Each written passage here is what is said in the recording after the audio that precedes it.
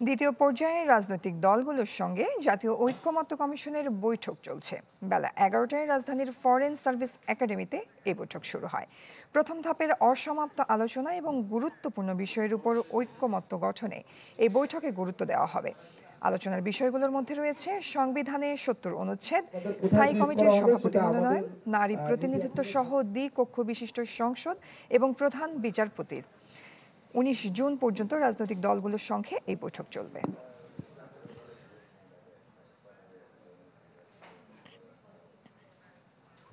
দর্শক, এই নিয়ে আরো খবরাখবর জানাতে ফরেন সার্ভিস একাডেমি থেকে যুক্ত হচ্ছেন আমাদের সাথে সাদ বিন শফিক।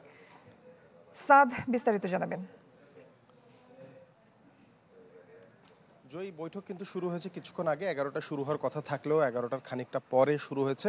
প্রথমেই কিন্তু আলী রিয়াজ, যিনি সহসভাপতি আছেন এবং এই ঐক্যমত্য কমিশনে, তিনি একটি সূচনা বক্তব্য রেখেছেন।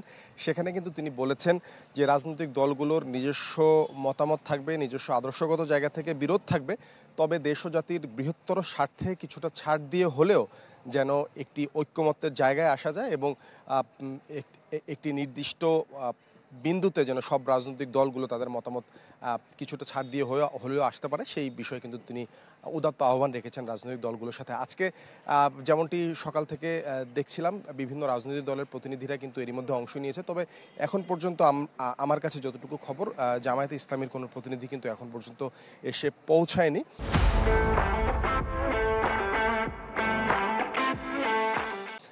ভেতরে বৈঠক চলছে এবং বৈঠকের পর আজকে যেসব আলোচ্য সূচি আছে এরই মধ্যে কিন্তু আপনি দর্শকদের জানিয়ে দিয়েছেন। সেই সূচিগুলো নিয়ে কোন পর্যায়ে অগ্রগতি হলো বা কি হলো, পরবর্তীতে আলোচনা কি হবে, সেটি কিন্তু বিস্তারিত গণমাধ্যমে তুলে ধরা হবে। তখন নিশ্চয়ই জানাতে পারবো আজকে কোন কোন বিষয়ে আলোচনা হয়েছে এবং অগ্রগতিটা আসলে কতটুকু ছিল। সূচনা বক্তব্যে আরও একটি বিষয় বলেছে, আজকে, আগামীকালকে এবং আগামী পরশু 3 দিন আলোচনার যে সূচি ধার্য আছে, এর বাইরেও রাজনৈতিক দলগুলো যদি চায় এরপরও কিন্তু 1 দিন 2 দিন বর্ধিতভাবে আলোচনা চলতে পারে।